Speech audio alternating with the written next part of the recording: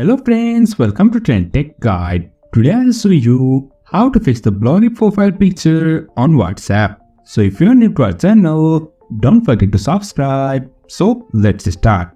First of all, you can see I'm here in my phone. Now I tap on this WhatsApp. Now if I tap on any profile picture, over here you can see here is one of this profile picture. You can see it's totally blurry. If I tap on other, you can see this is also blurry profile picture over here. Now this may be the problem that you are not connected to your internet.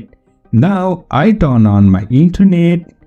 As soon as I turned on my internet, if I tap on this profile picture, you can see this blurry profile picture's problem is solved. Now if it is still blurry like this over here, this may be the problem of the picture quality which was installed by your friend. So ask them to change this profile picture with high quality pictures. So in this way we can fix blurry profile picture on WhatsApp. So if you find this helpful, don't forget to subscribe. Have a good time.